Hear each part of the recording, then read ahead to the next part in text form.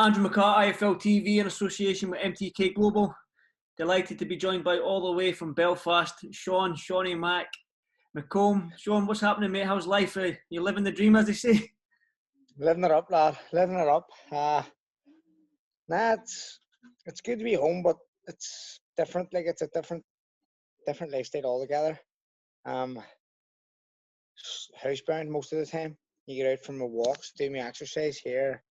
As I was saying, I have a punch bag up at the back and just doing as much exercise as I can during the week. But it's hard. Psychologically, it's hard. Like, It's a sort of mental battle we're all going through. Obviously, staying in the house and stuff like that, isn't it? Yeah, it is. But I mean, it'll make us appreciate the small things more. You know, it'll come off a back. Yes, I think people will start to realise the small things in life matter. You know what I mean? Even as much as shaking someone's hand and speaking to someone, or being able to socialise as often as you want. Exactly. Well, that's the thing. Even when I'm out for my walks, I'm walking on the pavement, and there's people like walking on the road trying to avoid me. Yeah. You know what I mean? I'm like, come on, man, it's scary. Mad. Crazy. I'm out walking every day and every night and fucking training in the day. But you've people out cycling now all over the road. You've people out walking who wouldn't usually do it, and the people out exercising who wouldn't usually do it. And I mean, I've seen a couple of people from my area out running, which is fucking a shock to me, because they're people you would never ever see near a gym ever, and it's brilliant to see. And I know it's hard to get up and push yourself to go run, so I give credit to them people, especially now, because they'll know and have that feeling of what it actually feels like afterwards when you do go run. Is it worth it? Fucking 100%, it's worth it, because it helps you mentally as well, big time. So I'm hoping that mental health will drop. The percentage of mental health will drop in the back, yes. Because people will get more fitter. It's like, I love they say healthy mind, healthy body and all that, don't they? So let's talk about you then. I mean, you were due to have one of your biggest fights, you're the biggest fight of your career against Craig Evans, an Olympian and stuff like that. How was your mindset now, knowing that that's been put in the back burner and you've sort of got to reset your camp? Because I know you were in camp and you were sort of like working on things with Danny Vaughan out in Glasgow. So how is your mindset now, knowing that you're in lockdown and you can't really go out there and perform and headline the Ulster Hall like you've done before? Yeah, it was a tough one to take at the start. I sort of expected it, but I wasn't. When I came home from Glasgow, I was actually in Manchester sparring Jack Catterall at the time when I got the call to come home, and in the back of my mind, I was hanging on to a bit of hope, hoping that the fight would still go ahead. Don't know why, but when I come home, I was still training, and people were saying to me every day, "Is your fight on or is it off?" And I wasn't told that it's off. You know what I mean? I was told I don't know what's happening, so I just continued training, and that was tough not knowing. And then the longer I never heard anything about it, the more I thought, well, it's definitely not going to go ahead here. Then the news came that it was off, and sort of a kick in the balls, like, to be honest, because it was halfway through camp. I was at that stage where I was getting the best of sparring. Like, I was due to spar Terry Flanagan, 2-weight world champion. Sparring Jack Catterall, number 1 in the world. He done me a favour. He wasn't in camp, so fair play to Jack and Jamie Muir as well for letting us come down and do that. And the confidence was just raising because I was able to compete at that level with sparring mid-camp and working on proper stuff with Danny as well, and just felt at the time that I was in a brilliant mindset to go from a class, confident mindset to just nothing. No news, no fight, no nothing in sight. Just take it as it comes every day now, and there's no goals or visions anymore. They're on hold as well. Obviously, I have a long-term goal to become world champion, but in terms of how I achieve that world title is put on hold at the minute, because stepping up the ladder, there's nothing happening. I don't even think the government know what's happening, like, in terms of when the fuck this is going to happen. Stop. Well, Robert Smith, I think Oscar, he's done an interview with Robert Smith from the British Boxing Board of Control today. I haven't seen it yet, but Robert Smith did say that he was working with the authorities and the government and trying to get boxing going in June at some point. So he's working with trying to get paramedics and doctors ringside and stuff like that if there's availability. So what's your thoughts on boxing? Hopefully, maybe, fingers crossed, coming Yeah. back in June. It's obviously you'll welcome that with open arms. Big time. Big time. Fuck me. I'm sure. I think the whole world will. And I think if there is a show, or if the British Boxing Board are able to work with the authorities and come to an agreement of some sort of being able to let boxing go ahead somehow, whatever way they want to do it with the spectators, if that is allowed, I'm sure MTK will jump on the opportunity, because I know that MTK do everything for the best interest of their fighters rather than themselves. Mhm. So I believe that as soon as it's possible, as soon as it is possible to do so, MTK will book shows all over the country and all over the UK. Have you got to watch your weight then, Sean? Obviously, because being in lockdown, everyone's. I'm doing it right now because I like to stay reasonably fit. I'm not saying I'm super fit, but I'm starting to eat more chocolate, more crisps and stuff like that. Are you in the mindset that you have to stay ready even though you're on lockdown, because the government might say, right, June, it's okay to go in June for sporting events, and they'll go, right, Sean, you've got a date on this date, are you ready? And you might only have like a 4-week camp to try and get down to whatever weight. So are you still in the mindset of I'm in camp, or are you sort of like flip the pedal a little bit? I'm not, like, to be honest, last week, 2 weeks ago, or whenever I come home, 3 weeks, 4 weeks ago, whatever it was, I was a good weight. I was sitting 67 kilos, like 5 kilograms over lightweight. Well, what I was due to weigh in, I was going to weigh in 137, 138, so it was, say, 10 pound over with 5 weeks to go.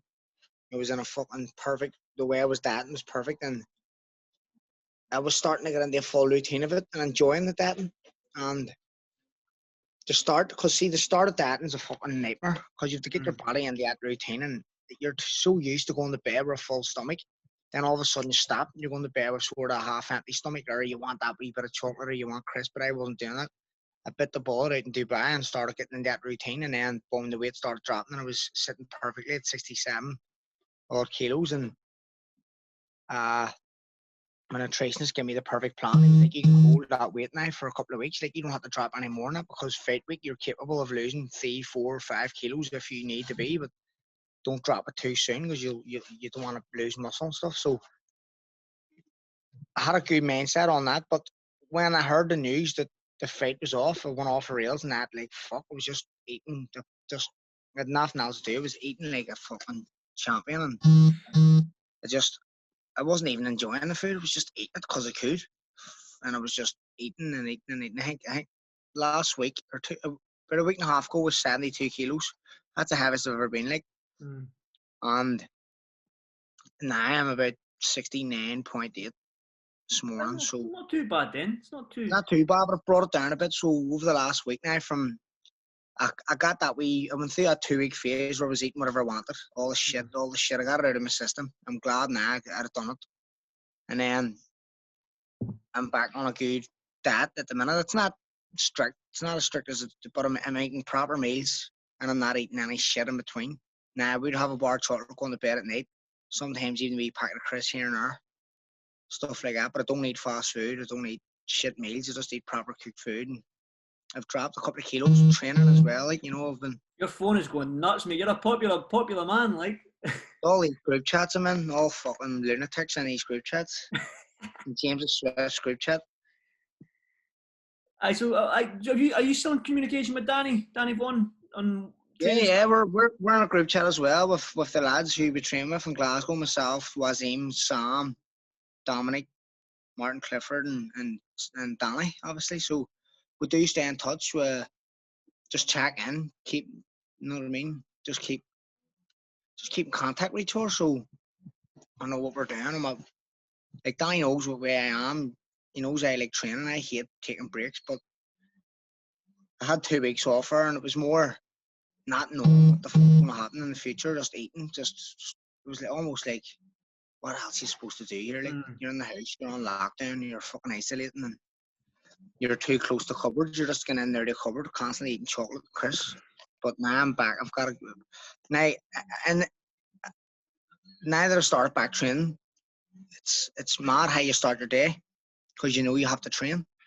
Your whole food intake's completely different throughout the whole day. Craig Evans definitely going to be a rescheduled fight. It's not pushed back to it's not postponed or anything like that for a later date. It's definitely going to be next. It's not cancelled, so I'm sure Craig will still take the fight after all this shit, and I know I'll take it anyway. It's still a perfect fight for me going forward. What does the win against Craig Evans do for your career? Because obviously you're on a trajectory. You've only turned pro 2 years in August, so it's not even 2 years of pro yet.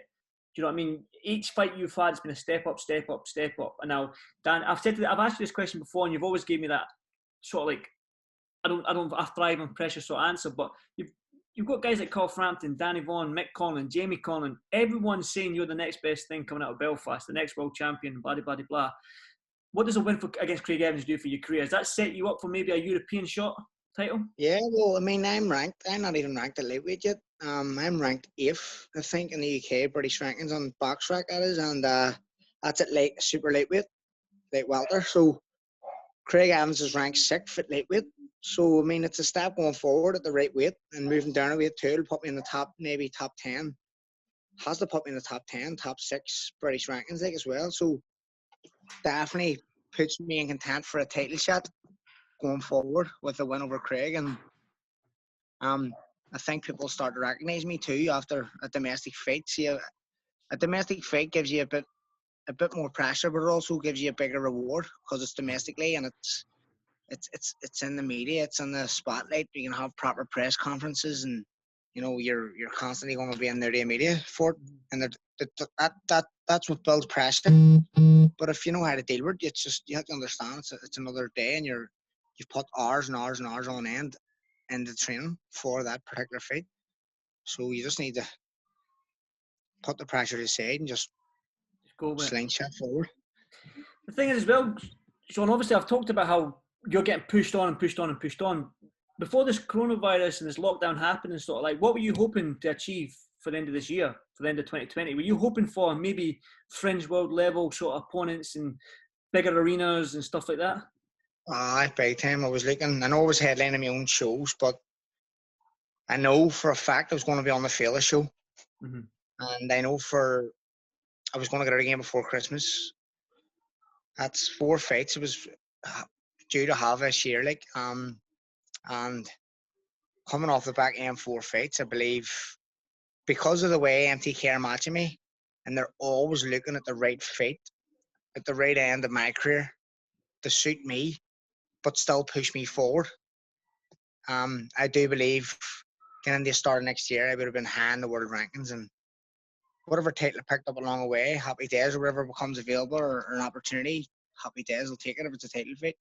Mm-hmm. But the main goal for me is, and MTK is, to push me towards world level and just keep claiming the rankings. Like, all the titles along the way don't really matter if you're not going to win a world title, you know what I mean? Exactly, and you've said that to me many times before in the past as well. But going down to lightweight, there's another Irish lightweight, and you've been mentioned on social media with Gary Cully. Now, you're both tall, lanky southpaws. You're both Irish. Can that fight wait until there's a big title on the line, a big stadium in Ireland, and stuff like that? Makes more sense, you know what I mean? Gary's very skillful, very talented kid. I've known him a long time from the amateurs. He was always a youth coming in there to the high performance with the elite squad as well, training, getting invited up as a youth boxer to train because he was very good. And we actually done a bit of sparring before as well, so we know each other inside out. But at the end of the day, he's an Irishman like myself, and I would love to see Gary go win world titles too, as well as myself. And if there's somewhere down the line he can do that and I can do it, then it makes sense to just go on. All about make money. You make the money as well. It's all about the Benjamins.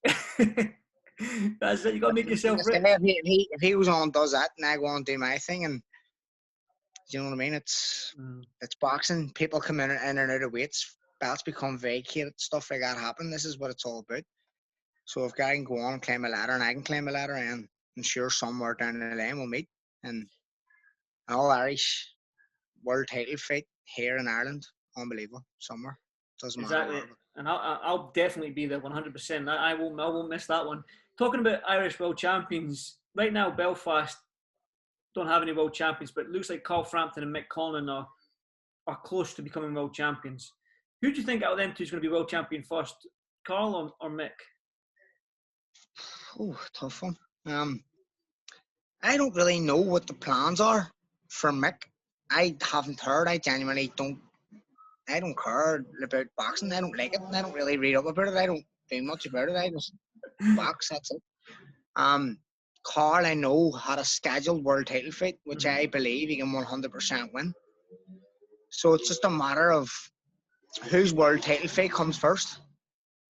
And if they both come on the same show, they'll both, whoever fights first on the show wins the world title first. Because I do really believe Carl Frampton can beat Jamel Herring. I really do believe it.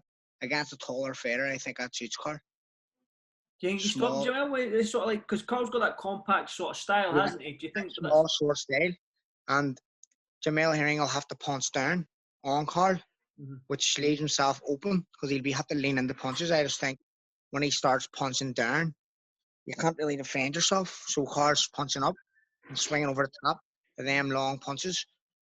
I just see, and Carl's, I don't know, I've never been in a ring with Carl, but anyone I speak to say Carl hits so hard, like, and if Jamel Herring's going to be punching down and leaving himself exposed, then it leaves gaps for Carl to cause a bit of trouble there over the top. Can I ask you this then? Could Belfast have 3 world champions at the same time? Carl, Mick, and Bang Bang Gravy Chip? Why not? I'll fight. If I got offered a world title fight, I would take it like in a heartbeat. Anywhere. If I can, I mean, like I say, opportunities. Like if I beat Craig Adams and rank the top 5 in Britain and the world eliminator, anywhere in the top 10 in the world, or I mean, early next year, I could easily be in the top 10 in the world, depending on what route I go and what I pick up between now and December. I know it's the world's on lockdown, like, but 2 fights, 3 fights, and you're potentially in the top 10 in the world. And I mean, any of the top world champions can pick you know what I mean? They can pick they can pick who they want in the top 10 almost. A voluntary defence. If they've completed their mandatory, whoever it is, they can have a voluntary. And you, obviously, you might not have the big name yet. They might think you're an easy touch, highly world ranked, easy touch. That's the sort of thought process, eh? So they think that might be your opportunity there. But what would that mean for the city of Belfast? Because Belfast, I've been there a million times. A million times I've been to Belfast as a boxing city. What would that mean for the city to have 3 world champions at the same time? I think it'll be massive in terms of development, youth development coming through. I know we've had previous world champions, Ram Burnett and Carl Frampton, and sort of near enough same time as well. But when you have 3 at the same time, it's almost making it more possible again. And kids coming in that age group where they start to sort of fall away from boxing, 16, 17, 18, 19, they start falling back. But between 16, 17, 18, when they see 3 people from Belfast, such a small place, all world champions at the same time, it would give them that attitude of, fuck, it's very possible I can do it. Like, you're talking 3 people here in such a small spot, and like, it's madness. MICK CONLAN's, like, his man and dad live a stone throw away from me, like, so there's near enough 2 people coming near enough in the same area away from each other, world champions, and you've Carl Frampton, a 5-minute drive from where I come from. It's fucking, for such a small place, it would be massive for the youth to look at and go, geez, it's very, very possible to give them that mindset to go on and try and achieve it even more and try and better it. And hopefully one day we're going to have 10 world champions in one city. Boxing's a great city for Belfast, best city, I believe, in the UK for boxing. Like, there's always this debate between Liverpool and Belfast for being the boxing cities and whatnot. Edinburgh's a sleeper city. Edinburgh's a sleeper city. We had Ken Buchanan, Alex Arthur, Josh Taylor, Lee McGregor. So we're a quiet little city, but we produce champions. You do, 100%, just do, no doubt about it. But I just think now with more boxers getting opportunities through MTK, you're going to start to see more of especially now, the next 4 or 5 years behind me, you're going to see kids getting opportunities and seeing the proper talent coming through. Like, I never thought I'd ask you this though, Sean. I don't think you've ever been excited to go to Holytown, but after this lockdown, are you excited to go to Holytown? Not wait. I actually, you know what? It's fucking weird. Because when you're there, you're like, Jesus, I actually don't mind Holy Town because I've got myself in that mindset where I know I have to do it. And if I'm going to have to do it, I may as well enjoy doing it. So every day I wake up, I make myself happy, I make myself enjoy it. It's another day, I'm up and I'm at it, I'm grateful. And I love being around the lads. It's a bit brilliant crack as well. So that long stint of training in Holy Town psychologically helps you. And then when you get that win at the end and it's just you're home and you really enjoy home better than ever because you've been away for so long. You get to spend time, you get a week or two off, you get to spend time with your family, your mates, you get to go for.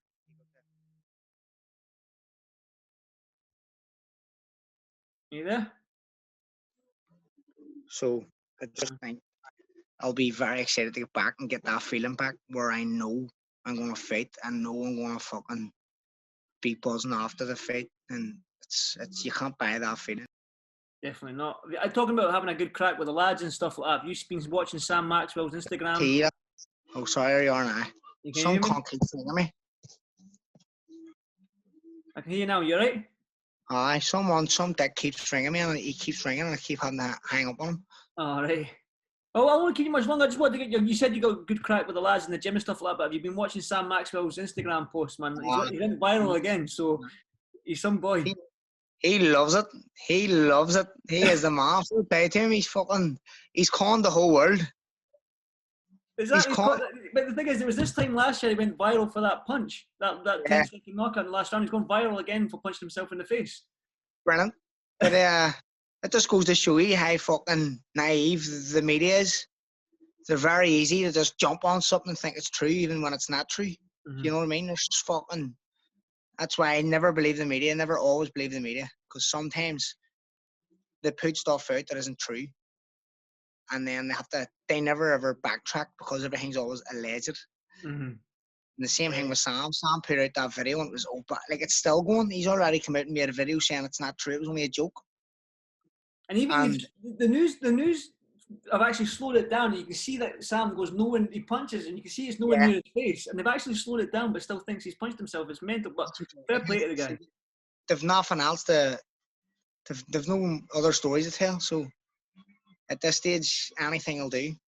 Exactly. Finally, Sean, before I let you go, you can go and enjoy that sunshine because I interviewed Rory Dalton, the Rook, the other day there, and the sun was absolutely belting in Belfast, man. So it must be. The last 2 weeks here, it's been fucking.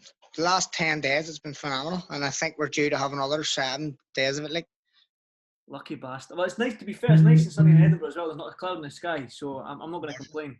So finally, before I let you go, the Craig Evans fight, when it does get made, what can we expect from you? Can you stop somebody like Craig Evans and make that huge statement in the lightweight division? 100%, no doubt about it. I do rate Craig Evans. He's a good fighter, very good at what he does. But I mean, I'm very accurate with my punches. I've got very good punch technique, and I've a really good boxing brain, boxing IQ. I know what I need to do to beat that type of style. I've been in that type of style before, where I've known what to do with him. Craig, as well, has probably been in against styles like mine, but I just don't believe he'll be able to do it as well as I can. So definitely, why not? And to be honest, with my size, my power, my accuracy, and all that put together, I just believe I could blow him out there. Like I could blow him out of the water. Like I could do. It'll be very hard for him to keep me off him. It's a fight I'm looking forward to, Sean. Definitely. I was looking forward to it when it was due to happen. Obviously, with this happening, I'm still going to look forward to it because obviously I like your style. I'm a fan of yours as well as a friend of yours. So I won't keep you much. Definitely. I won't keep you much longer, mate. Go and enjoy that sunshine. Thanks to News 5 TV, and hopefully I'll catch up with you in Holy Town shortly. 100%, lad. Thank you very much. See you later on. Anytime, man. Thanks, Sean. Cheers, man.